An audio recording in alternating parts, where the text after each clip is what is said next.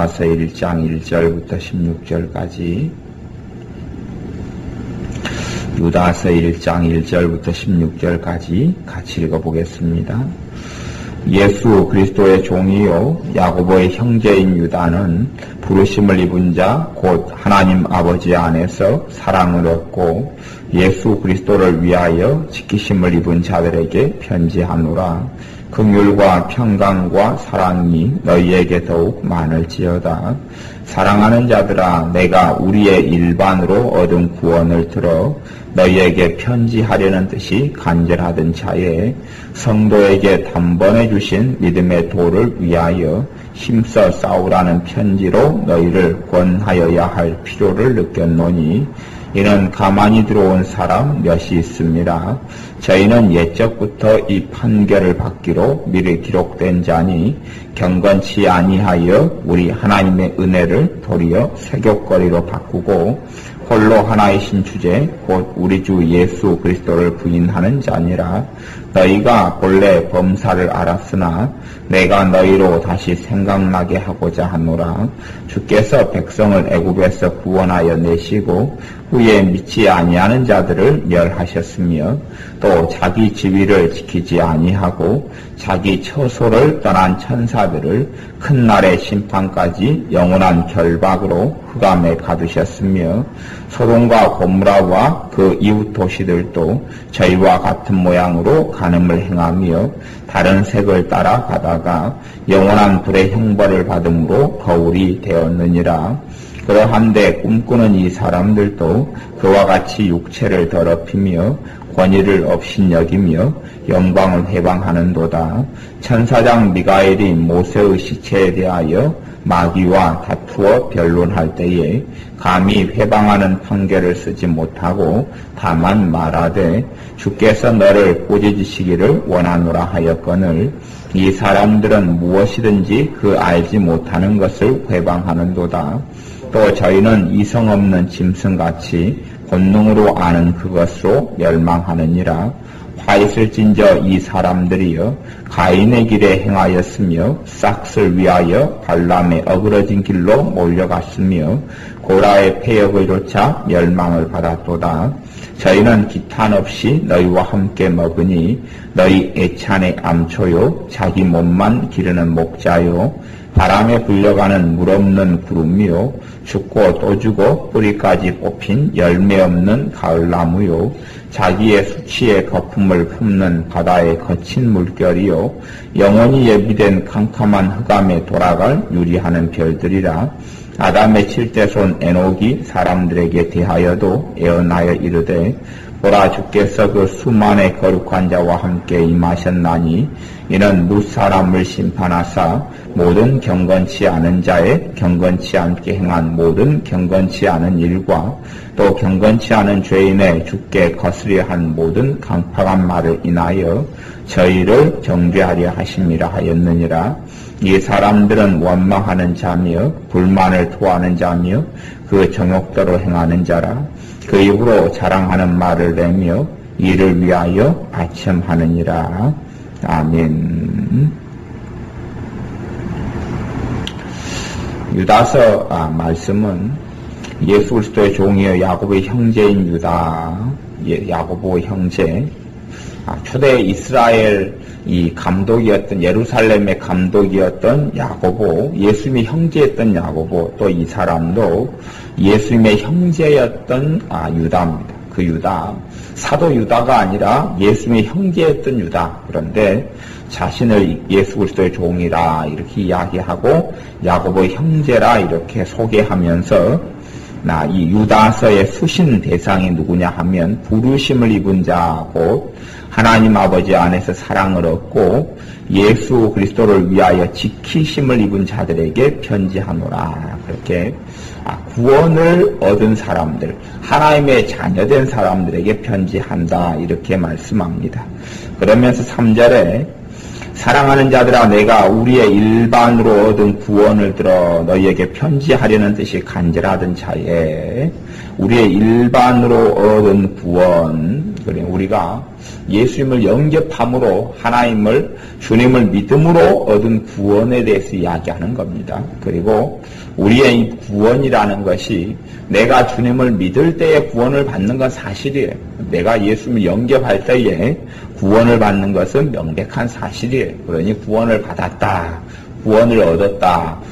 에베소서 2장에도 너희가 그 은혜로 인하여 은혜로 말미암아 구원을 얻었나니 이것이 너희에게서 난 것이 아니요 하나님의 선물이라 이렇게 이야기해요. 그래서 여기도 단번에 주신 믿음의 도를 위하여 이제 이 구원에 대하여 이야기하면서 이 구원, 이게 편지를 쓴, 유다서가 편지를 쓴 이 목적이 3절이나 4절 같은 데 이렇게 나오는 거예요. 3절, 4절에 나오는데, 단번에 주신 믿음의 도를 위하여 힘써 싸우라. 이게 단번에 주신 믿음의 도, 도는 복음이죠. 믿음의 복음, 믿음의 복음. 단번에 우리에게 주셨어요. 믿음의 복음을. 내가 단번에 구원 얻는 믿음을 얻었다는 이야기. 구원 얻는 믿음을 얻었어요. 근데 이 구원 얻는 믿음을 얻었으니 이제 나는 완벽한 구원을 받았다. 그렇게 말씀하는 게 아니란 말이에요. 그것을 위하여서 뭐 해야 된다고요? 힘써 싸워야 된다. 왜 싸워야 하냐 하면 마귀가 거짓 선지자들을 교회 속에 보내기 때문에 그래요. 마귀가 거짓 선지자들을 교회 안에 보내왔고 또한 보내고 있기 때문에 그렇습니다. 보내어서 우리의 단번에 주신 믿음의 도를 싸우지 않으면 빼앗길 수도 있기 때문에 그럽니다. 그것이 유다서를 통하여서 우리에게 주시는 말씀이에요. 힘써 싸우라 그러는, 그냥 싸우라는 것도 아니고 단번에 주신 믿음의 도를 위하여 힘써 싸우라, 이런 편지로 너희를 구원하여야 하는 뭘 느꼈으니 필요를 느꼈다 그러는 거예요. 지금 우리가 일반으로 얻은 구원, 그 다음 예수님을 믿은 예수님의 십자가를 통하여 예수님의 복음을 통하여서 얻은 구원, 또 단번에 받은 믿음을 통해서 얻은 복음, 믿음의 도, 믿음의 복음을 위하여 힘써 싸우는 것, 이것이 유다서의 필요성인데, 그 이유는 뭐냐 그러면 이 마귀가 자기의 사람들, 자기의 거짓 선지자를 통하여서 믿는 사람들을 잘못된 것을 오도하지 않는다면 뭐 필요 없어요. 괜찮을 수가 있어요. 마귀의 역사가 없다면, 마귀의 혼란, 마귀의 거짓 선생들, 마귀의 거짓 선지자들, 마귀의 미혹, 이런 것이 없다면 유다서가 필요가 없어요. 그런데 유다서의 내용들을 보면 전혀 그렇지 않은 걸 알 수 있어요. 4절에 보면 이는 가만히 들어온 몇이 있습니다. 가만히 들어와요. 가만히 들어온 몇이 있어요. 교회 안에 들어와서 이 가만히 들어온 몇이 그냥 성도의 자리에 있지 않고, 이 가만히 들어온 몇이 그냥 믿어보려고 애쓰는 들어온 몇이 아니라 마귀의 사람들로 들어와가지고 교회에 뭘 차지하냐 그러면 지도자의 자리를 차지합니다. 지도자의 자리를 차지해. 가만히 들어온 몇이 지도자의 자리를 차지해. 지금 같은 세상에는 사실은 겉으로 보기에는 구분이 잘 안 돼요. 근데 가만히 들어온 몇이, 이제 이 당시에 가만히 들어오는 몇을 지금으로 이야기한다면 교회 가운데 무수히 많은 이러한 거짓 선지자들, 거짓 마귀의 사자들이 과거의 초대교회 시대에도 가만히 들어온 몇이 있었는데, 그런데 지금의 시대에는 너무 많다는 것은 당연한 일이에요. 굉장히 많아요. 근데 이 사람들은 예적부터 이 판결을 받기로 미륵 기록된 자니, 이 사람들의 특징이 나타난다고 해요. 특징이 있어요. 특징이 뭐냐 그러면 경건치 아니하여 우리 하나님의 은혜를 도리어 세교거리로 바꾸고, 세교거리, 음란이나 외설 이런 것을 세교거리라고 이야기해요. 세교거리로 바꾸고 홀로 하나이신 주제 곧 우리 주 예수 그리스도를 부인하는 자니라. 예수를 부인한다 그럴 때요, 여기서 이야기하는 부인도 그러는 거예요. 야, 예수 믿지 말아라. 예수는 구세주가 아니다. 그렇게 이야기하는 게 아니에요. 실제적인 삶 가운데서 홀로 하나이신 주권자란 말. 우리의 주권자, 우리의 주인, 주인 대신 그리스도를 부인한다는 이야기예요. 그냥 단 예수만 믿으면 돼 그렇게 이야기하는 거예요. 이게 그리스도를 부인한다는 거예요.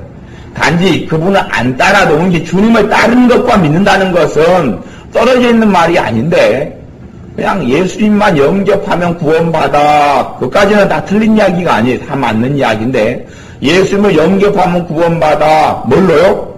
주인으로. 주로 영접하는 거예요. 우리가 예수님을 주님으로 영접하는 거예요. 그리스도 예수님을 부인한다. 교회 들어와야 부인한다 그러면 당연히 이단을 지킬 거 아니에요. 네 잘못했다. 니 나가라 그러지요. 좀 몇이 거짓 선지자 자리에 딱 들어왔는데 예수님 안 믿어도 된다 그렇게 이야기하면 뭐 유다서를 쓸 필요가 없죠. 다 아는 거죠. 여호와의 증인처럼 극명하게 드러나는 거죠. 근데 그런 게 아니란 말이에요. 여기서 우리 홀로 하나이신 주제 곧 우리 주 예수 그리스도. 우리 주제 곧 우리 주 다 같은 말이에요. 주제 우리의 주님, 우리의 주인, 우리의 왕, 그럼 우리의 왕, 우리의 주님 대신 예수 그리스도를 부인한다 그 말이에요. 그냥 예수님을 믿어도 된다. 예수님이 십자가에 돌아가셔서 우리의 죄를 다 용서해 주셨다. 뭐 나를 위해 죽으신 예수님만 믿으면 된다. 그런 말 그렇게 그냥 가리키는 거예요.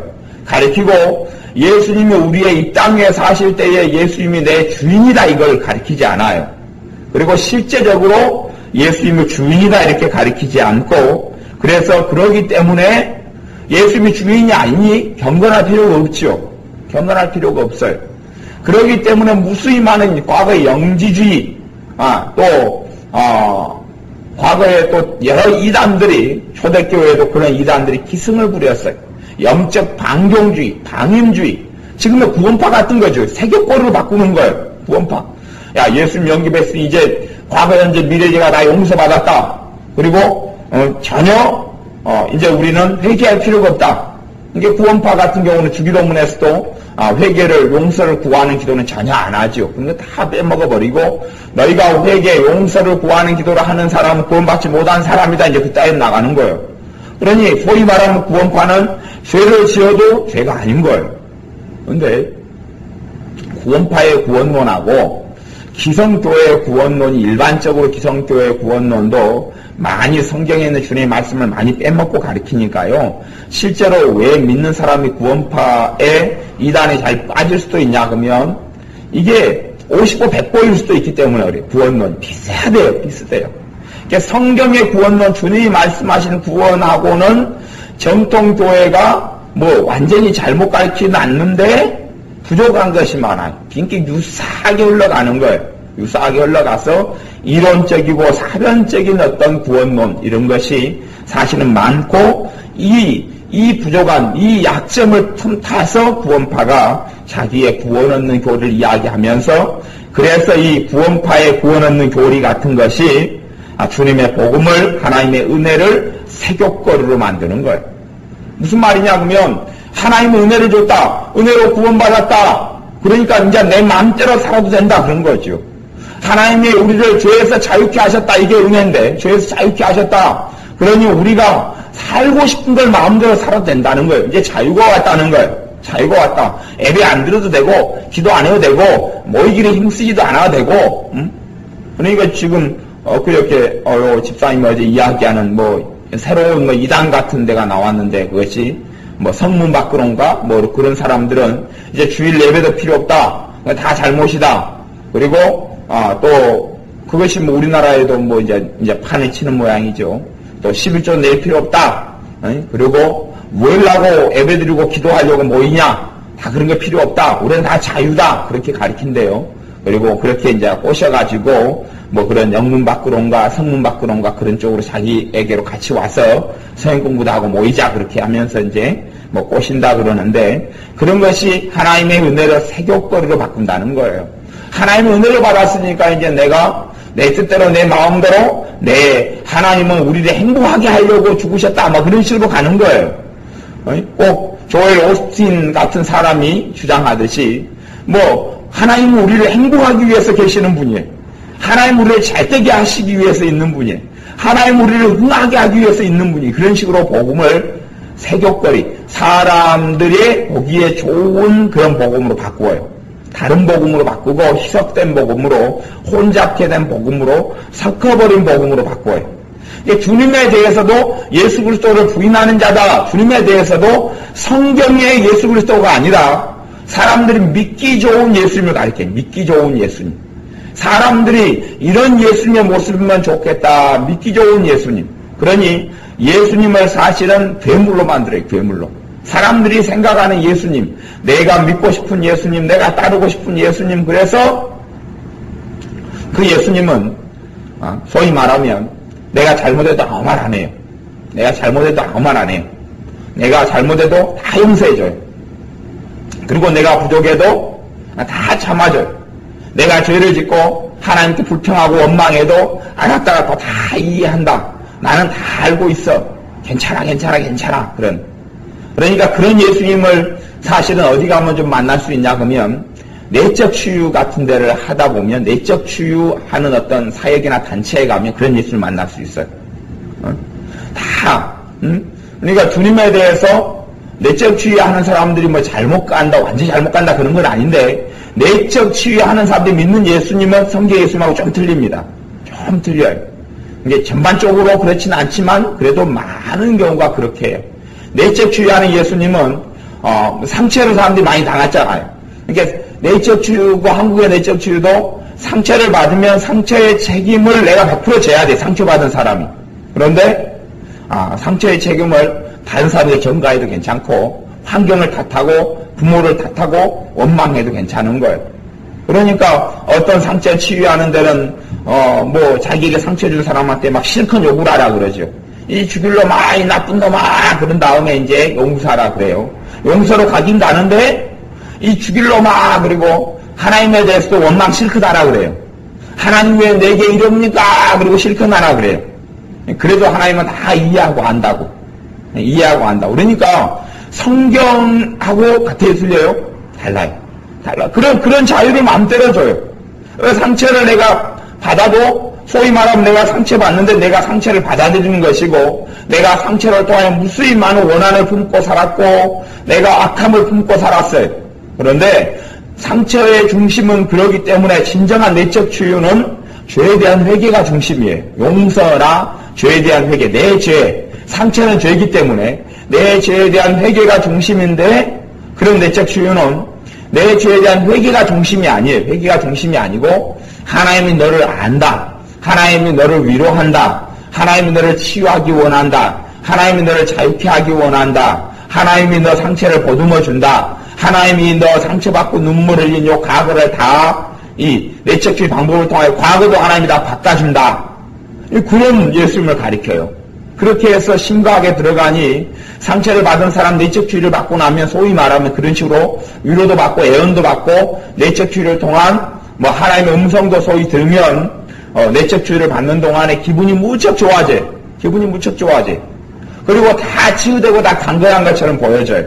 그래서 내적 치유를 소위 말하면 요즘에 어떤 많은 사람들 하는 스타일 내적 치유를 많이 받으면 받을수록 문제가 뭐냐 그러면 주님에 대해서 왜곡돼 버려요.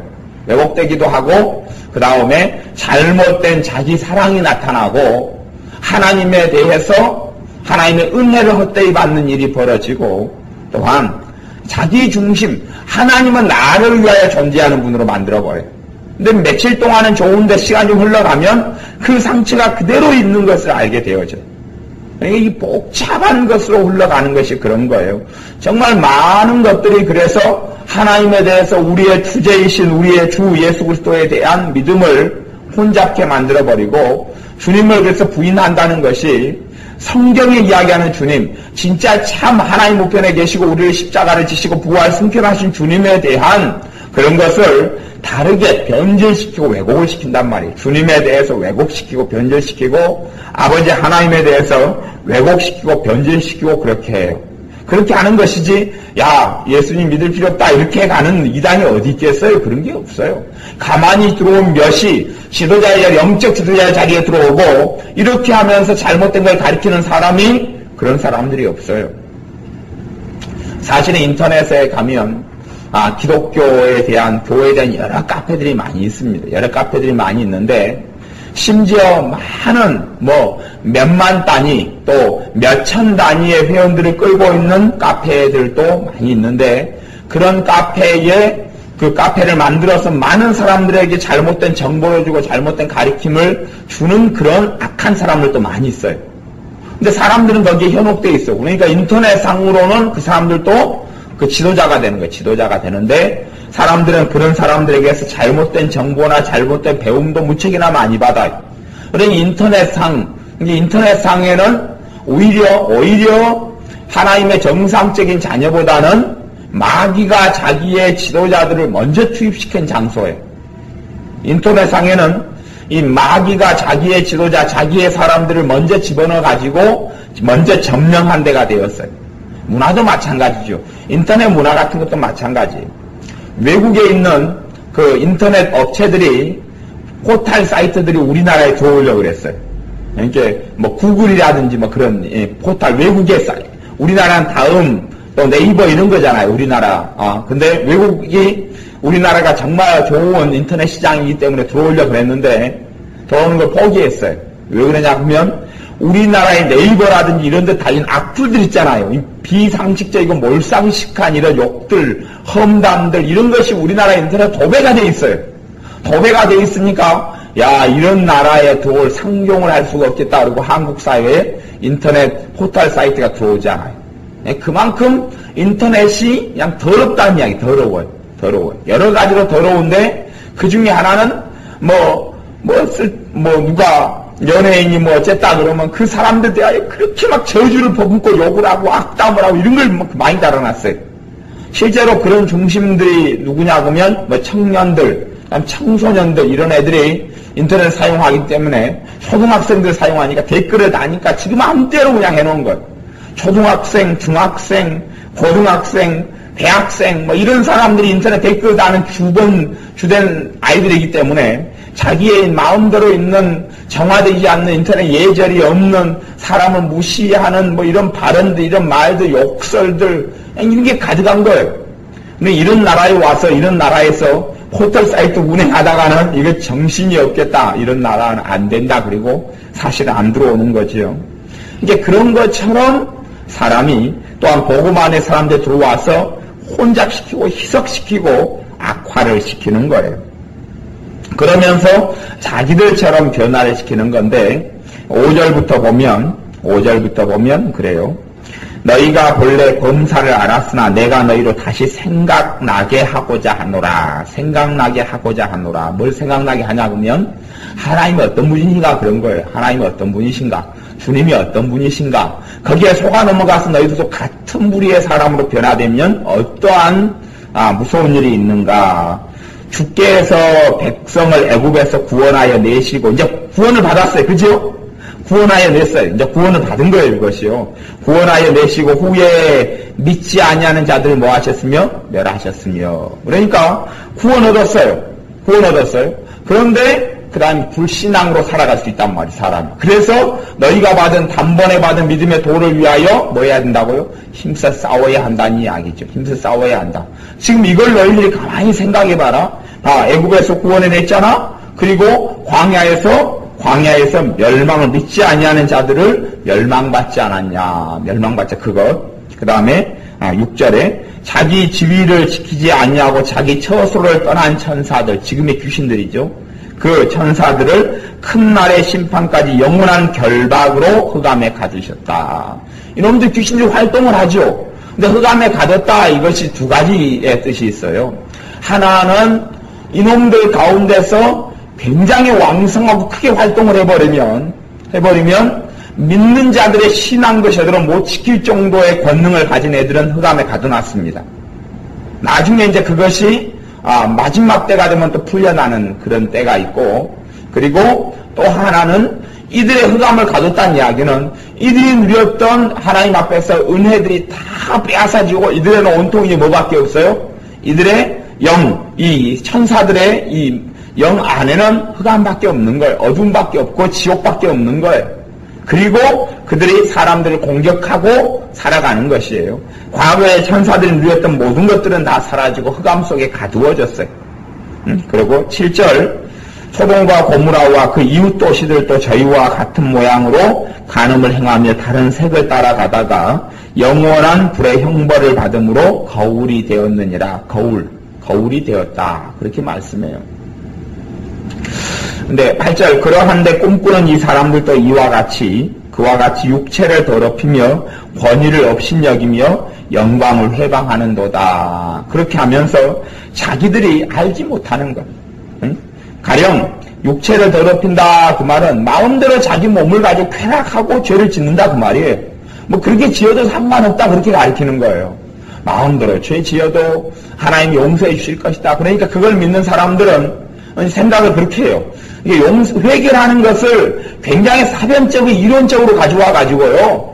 참 이 죄에 대해 담대한 사람들은요. 아이고 죄 짓고 회개하면 되지.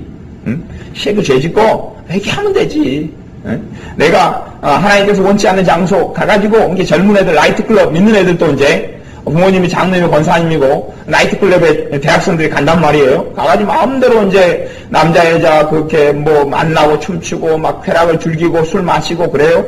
그렇게 하면서 믿는 아이들입니다. 믿는 아이들 청년들이 가가지고 뭐 죄 지었어? 실컷 놀고 회개하면 되지. 그런 사상들을 굉장히 많이 가지고 있습니다. 의외로 많이 가지고 있어요. 그러니까 죄를 짓는 데 있어서 담대한 거예요. 주님을 믿고 하나님 보좌 앞에 나가는 것이 담대한 게 아니고 죄를 짓는 게 담대해요. 완전히 보증수표가 있잖아요. 보증수표. 마음대로 죄를 지어도 그렇게 기도하면 다 용서해 주잖아. 하나님께 하나 잘못했어요? 그러면 용서해 주잖아. 그러니까 그런 것이 많이 있어서 그와 같이 육체를 더럽히며 권위를 업신여기며 권위라는 것은 교회를 이야기해요. 권위는 어디에 있냐 그러면 교회 안에가 있어요. 교회 안에가 영적 권위가 있고 영적 질서가 있어요. 그런데 그런 것을 업신여겨요. 이게 마귀는요, 사람들로 하여금 권위를 업신여기도록 역사합니다. 근데 성령님께서는 교회 안에 권위를 세우셔요. 그러니까 사람들이 왜 애언하고 은사받은 사람이 잘못되느냐? 그 사람들을 마귀는 꼬셔요. 뭘 꼬시냐 그러면 권위를 업신여기게 꼬십니다. 너 머리 위에는 아무도 없어. 너가 은사받고 성령님의 놀라운 애언도 임하고 너에게 놀라운 뭐 병을 고치는 은사도 임했으니까 너는 하나님 앞에서 너희 위에는 하나님밖에 없어. 너희 위에는 성령님밖에 없어. 너희 위에는 아무도 없어. 그러니까 누가 목사가 이야기하고 누가 주의 종이 이야기하고 권면해도 다 니하고 나 쌤쌤이고 동일하니까 동등하니까 그런 이야기 다 들을 필요도 없어. 그렇게 이야기하는 거예요. 그러니 잘못된 삶에 대해서도 주의 종이 이야기해도 당신도 성령 받았고 나도 받았으니 당신의 말을 내가 다 받아들일 필요가 뭐 있냐. 그런 식으로 이야기하면서 이 권위를 업신여기는 거예요. 자기 머리 위에 아무도 두지 않아요. 실제로 잘못된 가르침과 잘못된 삶 속에 살아가는 무수히 많은 사람들은 자기 위에 권위를 두지 않습니다. 자기 위에 권위를 두지 않아요. 또한 마귀는 끝까지 쫓아다니면서 권위를 벗게 합니다. 권위를 벗게 만들어요. 권위를 벗어나게 만들어요.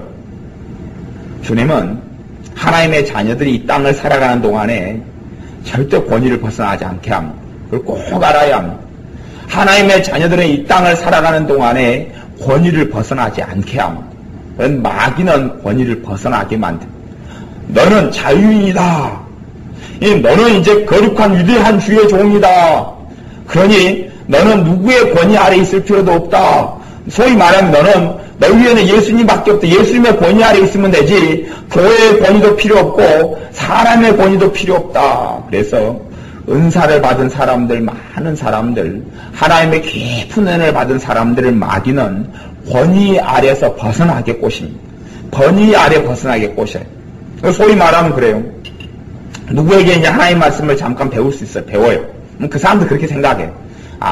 나는 하나님 말씀을 지금 내가 부족할 때 한 3년 배우는 거지. 3년 지나면 나도 이제 이 사람하고 쌤쌤이 돼가지고 그 권위를 나는 벗어나고 이제 잠깐 그렇게 있는 것이지. 잠깐 내 필요에 따라서 있는 것이지. 나중에는 이제 필요가 없어진다. 뭐 이렇게 이제 그렇게. 그러니까 사람들이 권위 아래에 있는 것을 굉장히 부담스러워하고 권위 아래에 있는 것을 싫어하고 권위 아래에 있는 것이 자유를 빼앗기는 것처럼 생각하고 권위 아래에 있는 것이 자기를 구속하는 것처럼 여기고, 권위 아래에 있는 것이 자기는 작은 자고, 그때는 그렇게 되는 것처럼 생각하고, 이제 큰 자가 되어져 버리면 권위를 벗어나는 걸로 생각해 본단 말이죠. 그러니까 마귀는 항상 교회 속에서는 가장 먼저 공격하는 것이 권위예요. 권위를, 영적 권위를 공격합니다. 영적 권위를 공격해요. 영적 권위, 영적 질서를 공격하고 그 사람에게도 영적 권위와 질서를 안 믿게 만들어요. 안 믿게 만들어서 나중 되면 빨리 벗어나라는 거예요. 빨리 벗어나라 그러는 거예요. 빨리 벗어나라. 그것이 마귀도 예전에 천사였을 때 영적 권위가 있죠. 자기 위에 누가 있어요? 하나님이 계시잖아요. 자기 위에 주님이 계시잖아요. 벗으려고 그랬어요. 내가 하나님의 지배를 받아서 하나님께 예배할 필요가 뭐가 있느냐. 나도 예배를 받고 싶다. 나도 이렇게 대단하고 놀라운 존재인데 나도 예배를 받아야지. 내가 왜 하나님한테 예배를 드리고 사냐. 나도 이제 하나님과 동등의 비길이라. 그렇게 가는 것처럼 많은 믿는 사람들에게 마귀는 그렇게 꼬십니다. 자기가 저질렀다고 해왔던 행사대로 권위를 업신여겨라. 영광을 회방해라. 이렇게 꼬십니다. 꼬셔서 그것이 많은 사람들이 보면, 그래서 잘못된 사람들을 보면 전부 다 잘못된 사람들의 거의 100% 가까운 사람들은 영적 권위를 회방합니다. 영적 권위를 안 믿습니다. 권위를 안 믿어요. 권위를 안 믿으니까 그 잘못된 사람들은 첫째는 자기 위에 권위자가 없습니다. 자기 위에 교회의 질서도 없고 영적 권위자가 없어요. 영적 권위자가 첫째 없다. 그런 사람들은 영적 권위자가 없는 사람은 무조건 잘못된 사람입니다. 그러니까 영적 권위자가 없는 사람은 사귈 필요도 없고 만날 필요도 없습니다. 언제까지요? 죽을 때까지. 죽을 때까지 만날 필요도 없고 사귈 필요도 없습니다. 영적 권위자가 없는 사람, 그건 정상적인 성령의 인도하심이 아니기 때문에 그렇습니다. 정상적인 성령의 인도하심이 아니기 때문에 그래요. 그리고 그런 사람들은 영적 권위를 벗어나면서부터는 언제 멸망할지, 언제 심판을 받을지 도무지 알 수 없는 상태에 들어갑니다. 그리고 그런 영적 권위를 벗은 사람들은 권위자를 모독하고 권위자를 공격합니다. 소위 말하면 교회를 공격하고 교회를 험담하고 또한 주의 종 목회자를 욕합니다. 권위자를 욕해요. 왜냐하면 욕해야지 자기하고는 쌤쌤이잖아요. 이제 자기가 권위를 벗었으니까 자기도 소위 말하면 주의 종의 반열에 있으니 나는 얼마든지 주의 종들을 씹어도 된다. 그렇게 이야기하고 비판할 수도 있다. 판단할 수도 있다. 정죄할 수도 있다. 그리고 나는 그런 권위를 벗었다. 그렇게 사람들이 믿고 그렇게 이런 것이 교회 속에 팽배하게 들어와 있어요. 지금 현대의 교회 속에서 소위 믿음 좀 있다 그런 사람들은 다 자기 위에 권위를 안 둡니다. 물론 교회 생활을 하죠. 교회 생활을 하는 집사든 권사든 장로든 많이 있습니다. 그런데 자기 위에 권위를 안 둡니다.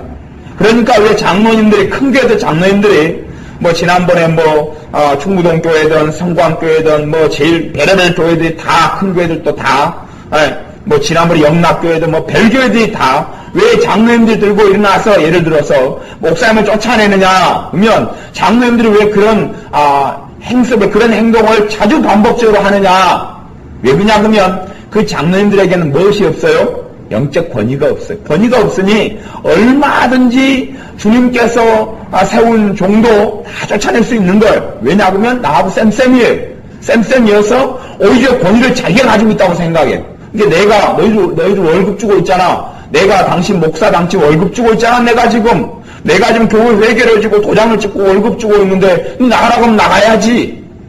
그래서 그 권위가 없는 사람들이 영적 권위를 업신여기는 사람들, 마귀가 노리는 요즘에 가장 큰 전략 중에 하나는 이겁니다. 영적 권위를 업신여기게 가는 거예요.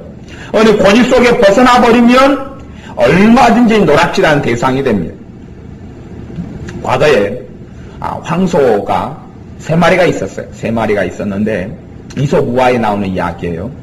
근데 붉은 황소, 또 얼룩 황소, 또 무슨 색 황소 그렇게 3마리가 있었어요. 3마리가 있었는데 3마리가 항상 어울려 다니니까 사자가 3마리를 공격을 못해. 이놈을 공격하고 이놈을 잡아먹으려, 얼룩 황소를 잡아먹으려 그러면 이 붉은색 황소가 막 달라들고 그러니까 이 3마리가 함께 항상 살면서 풀 뜯어먹고 사니까 잡아먹을 수가 없는 거예요. 그래서 이 따로 한 마리가 좀 약간 떨어져서, 두 마리가 떨어져서 풀 뜯어 먹고 있을 때 찾아갔죠. 사자가 찾아가서, 야, 붉은 황소가 있을 때, 야, 저 얼룩 저 황소가, 야, 니는 바보 멍청이라 그러더라. 니한테 니가 힘센 척 하는데 사실은 지가 최고 힘세고 지가 대빵이고 니 잘난 척 하지 말라고 그러더라. 그리고 꼬셨어요. 그 다음에 이제 저쪽 두 마리 황소가 있을 때 또 찾아가가지고 이 지금 뭐 붉은 황소가 너희들에 대해서 뭐라고 이야기하는지 너희들 아냐? 너희들 잘난 척 하고 산다는데 별 볼 일이 없다 하더라. 그런 식으로 이제 전했어요. 그러니까 둘이가 이제 이간질 돼가지고 막 싸우게 됐죠. 그래서 결국은 세 마리가 다 뿔뿔 흩어졌어요. 그 다음에 이 사자가 한 마리씩 잡아먹었죠. 한 마리씩 다 잡아먹었죠. 사단도 그렇게 합니다. 교회 안에 교회로 있으면 보호를 받아버리거든요. 영적 권위 속에 들어가 있으면 보호를 받아버리기 때문에 영적 권위를 회방을 해야 돼. 회방을 해야 되기 때문에 사람들을 다 하나씩 떨어뜨려놔야 돼.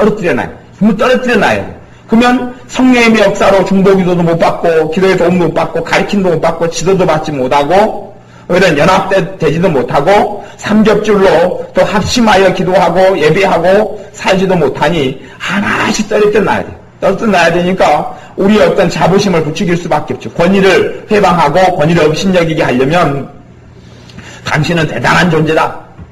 당신은 지금 은사 같은 거 와도 좀 내비두는 거죠. 당신은 대단한 존재야. 당신은 정말 성령 충만해. 너는 탁월해. 너도 이제 주의 종이야. 너 주의 종인데 이제 딴 사람 밑에 있을 필요가 없어. 가르침 받을 필요가 없어.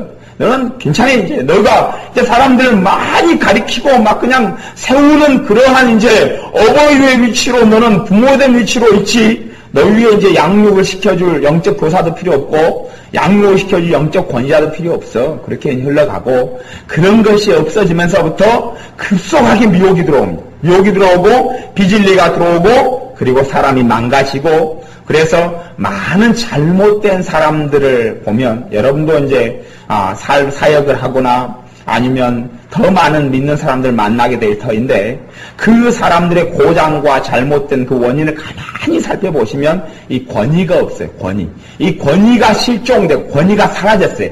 권위를 업신여게 그때부터 잘못된 것이 다 들어오는 것을 알아야 합니다. 그러니 실제적으로 주님의 사람들은 이 영적 권위 자기 위에 소위 말하면 요즘 시대의 멘토가 죽을 때까지 있는 사람이에요. 내가 주의 종 목사라도 내 위에 멘토가 있는 사람이에요. 언제까지요? 죽을 때까지 그게 있는 사람. 그래서 그게 있는 사람들이 하나님의 은혜를 유지하고 살아가요. 왜? 권위 속에 속하기 때문에. 교회는 반드시 하나님께서 권위 속에 속하게 만들어놨어요. 디모데가 목회자이지만 디모데가 또 사도예요. 디모데가 일찍부터 외조모 로이스와 어머니 유니게의 신앙을 이어받고 연단을 잘 받았어요. 근데 디모데는 권위 속에 속해 있습니까? 권위 밖에 있습니까? 권위 속에 속해 있어요. 권위 속에. 누구의 권위요? 사도 바울의 영적 권위 속에. 있어요. 그러니까 목회를 디모데같이 성령 충만하고 정말로 좋은 목판이 어디 있어요? 좋은 옥토밭이 어디가 있겠어요? 디모데같이 성령 충만하고 말씀을 잘 알고 주님께 헌신하는 이런 사람이 어디 있어요? 그런데 사도 바울의 영적 권위 속에 있어서 디모데가 살아갑니다. 디도도 마찬가지예요. 사도 바울은 과거에는 바나바의 영적 권위 속에 있었어요. 그죠? 바나바의 영적 권위 속에 있어요. 헤어지고 이제 주님께서 다른 사역으로 서로 부르고 뭐 이런 지점까지는 그리고 이런 하나님의 모든 사람들이 그런 영적 권위 속에서 성장하고 또한 죽을 때까지 권위를 벗지를 않았어요. 교회의 영적 질서와 영적 권위, 하나님께서는 홀로 사람을 존재하게 만드시질 않아요. 그러니 믿는 하나님의 자녀들은 영적 권위 속에 반드시 속하게 만듭니다. 마귀는 그 권위를 결박이다, 구속이다 믿게 만들어서 잘못된 곳을 끌고 가고 오도합니다. 그러니 우리의 삶 가운데 이 권위라는 것은 굉장히 중요한 것을 알아야 되고, 그래서 왜 부모가 자식들을 교육시킬 때 그렇게 잘 시켜야 되느냐, 무엇을 가르쳐야 되느냐, 부모가 왜 훈육하느냐, 자녀에게 권위를 알려주려고 그러는 거예요. 권위를 알려주려고. 자녀에게 권위를 알려주려고, 권위를 잘 가르침받았을 때에, 순종하는 것을 가르침받았을 때에 나중에 하나님께서 자기 위에 세운 영적 권위자에게 순종하고 권위 아래에 있는 것을 배우게 됩니다. 근데 많은 사람들이 참 위험한 자리에 서 있는 것은 그래요. 위험한 자리에 서 있는 것은 이 권위를 이탈할 때부터, 영적 권위를 이탈하고 벗어날 때부터 이제 인생과 삶과 믿음이 다 회방되고 다 무너집니다. 다 무너져요. 근데 한국 사람들은 천주교 같은 데가 잘못된 복음이 참 많이 있고, 천주교는 그런 잘못된 신학도 많고, 우상숭배, 마리아 숭배도 어마어마하게 많아요. 그런데 천주교에도 은사받은 사람도 많고, 또한 하나님 뜻대로 말씀대로 살아가는 사람도 의외로 숨어있는 사람이 많이 있어요. 근데 왜 그런 게 가능하느냐? 지금 일반 정통적인 교단과 교회가 가지고 있는 복음보다 훨씬 희석되고 잘못된 교리도 많고 잘못된 가르침도 너무 많은데 왜 그런 일이 벌어지느냐? 천주교는 다 권위 속에 쫙 다 들어가 있거든요. 교황부터 시작, 교황, 추기경, 대주교, 주교, 쫙 권위 속에 다 들어가 있어요. 권위를 이탈하지 않습니다. 그 부분에 있기 때문에 성공회 같은 경우도 그 권위 속에 다 들어가 있어요. 그렇기 때문에 사실은 부족하고 문제점이 많은데도 불구하고 어떤 면에서는 바른 신앙 가운데 들어왔다 이런 사람들은 안전하게 신앙을 지켜요. 근데 개신교 같은 데는 참 문제가 뭐냐 그러면, 그래서 왜 문제도 많고 파당도 많고 싸움도 많고 교단도 많고 교파도 많고 그러느냐? 다 영적 권위를 무시하기 때문에 그래요.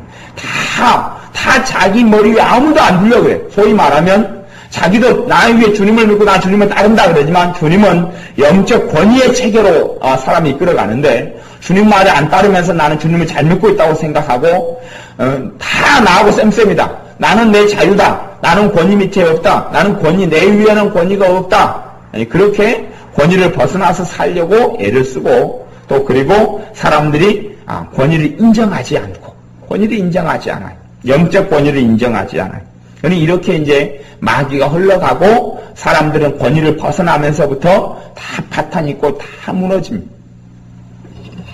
어떤 사람들을 여러분 추적해서 그 사람이 하나님의 은혜, 처음 사랑을 잃어버렸고 하나님의 은혜를 잃어버린 사람들을 가만히 추적해 보면 어디에서 떨어졌는지 너희가 찾아라. 어디에서 떨어지냐 그러면 은혜가 어느 때부터 없어지냐 그러면 권위를 벗어날 때부터 은혜가 사라지기 시작합니다. 여러 가지 이유 가운데, 원인 가운데 가장 중요한 원인 중에 하나가 그렇습니다.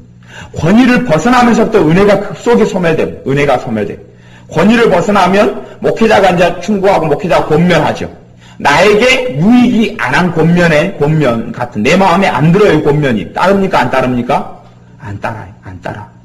가령 내가 저녁 기도회 때 피곤해요. 또 내 할 일이 많아요. 근데 목회자가 자기에게 좀 안 맞는 것 같은 권면을 합니다. 저녁 기도회 때 그래도 일주일에 한 2-3번은 참석해서 기도하십시오. 안 들어요. 안 들어요. 그런 사람들이 교회 안에 있어서 권위 속에, 교회의 정상적인 체제 속에 영적 권위 속에 있는 것 같지만 사실은 없어요. 우리 교회에 다니는, 우리 교회에 속한 교인들이 많이 있지만 그 가운데 영적 권위 속에 들어가 있는 사람은 적습니다. 제가 솔직하게 목회자로서 이야기한다면 영적 권위 속에 들어가 있는 사람은 적습니다. 적어요. 이게 영적 권위의 문제가 제대로 그 속에 포함이 안 되고, 그러니 목회자 당신은 내가 돈 받고 내가 은혜 받기 위해서 걷는 어떤 돌멩이지, 그냥 받고 올라가는 계단이지, 지나가는 것이지, 당신은 나를 위해 존재한다, 그렇게 가는 거예요. 그렇게 가면서 돈 받을 때 받고 내가 여기서 신앙생활 좀 하다가 이제 나도 이제 믿음이 크고 그러면 당신 말을 내가 순종하고 따르고 듣는 게 아니라 내가 판단해보고 내가 마음에 드는 것은 내가 생각해보고 마음에 안 드는 것은 내가 안 하겠다, 그렇게 가는 거죠. 그러니 요즘의 사람들은 그래서 교회 생활도 인터넷 교회 생활하기 좋아하고, 또 설교를 방송으로 이제 많이 들으면서 방송 설교를 들으면서 내가 받아들이기 좋은 것, 받아들이기 싫은 걸 다 구별해가지고 그렇게 다 듣고 배우기를 좋아해요. 그러면서 얼마나 내 마음대로 이제 뽑아가지고 이것은 받아들이고 이건 안 받아들이고 다 선택할 수 있어요. 그리고 권위를 벗어나면서부터, 그러니 우리가 특별히 권위의 문제는 깊숙하게 생각을 해봐야 합니다. 권위의 문제는 깊숙하게 생각해봐야 돼.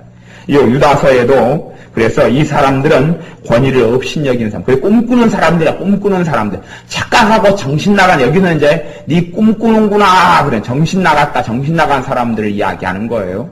그런 사람들이 권위를 업신여기고 영광을 회방한다, 그렇게 말씀해요. 우리의 삶 가운데 권위에 대한 부분은 심각하게 생각하고, 많은 사람들이 우리가 그런 면에 살펴볼 때 권위를 벗어나면서부터 교만해지고, 왜 권위를 벗어나니 그때부터 들어오는 게 교만이에요. 그때부터 교만이 들어오고, 그때부터 성령과 보조도 못 맞추고, 그러면서 나는 보조를 맞추고 있고 하나님 뜻 안에 살고 있다, 이렇게 착각하고 살아가요. 내 머리 위에 아무도 없어요. 머리 위에 아무도 없어요. 그러니 내가 듣고 싶은 것만 내가 받아들이는 거죠. 그러면서 그것은 권위 아래에 있는 게 아니에요. 내가 듣고 싶은 것, 받아들이고 싶은 것만 받아들이면 권위 아래에 있는 사람이 아니에요. 그래서 하나님께서 우리의 삶 속에 교회라는 영적 권위, 영적 질서를 통해서 권위 아래 속해서 내 위에 멘토가 있어야 하고, 내 영적 지도자가 있어야 하고, 또 죽을 때까지 그러한 삶을 살도록 하나님께서는 우리를 이끄십니다.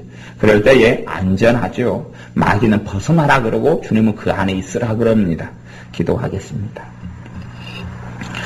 아버지 하나님, 우리에게 단번에 주신 믿음의 도를 위하여 힘써 싸우는 우리가 되게 하여 주옵소서. 특별히 권위를 업신여기도록 원수 마귀는 이끌어가고, 내 머리 위에 아무도 없다, 주님밖에 없다 하면서 주님께서 영적 권위로 우리를 이끌어 가시고 교회의 질서를 통하여 우리를 세워가심에도 불구하고 우리는 아무도 따르지 않고 내 마음대로 선택하고 버리고 이렇게 하면서 주님 안에 있다고 생각하고 착각하며 살아가는데, 우리가 참된 영적 권위를 깨닫고 알며 참된 영적 권위 안에 속해서 살아가는 자녀들 되게 하여 주셔서 하나님의 은혜를 유지하며 하나님의 사랑과 하나님의 역사하심을 그대로 알며 누리는 자녀들로 살게 하여 주옵소서. 교회의 보호를 받고 살아가는 자녀들이 되게 하여 주옵소서.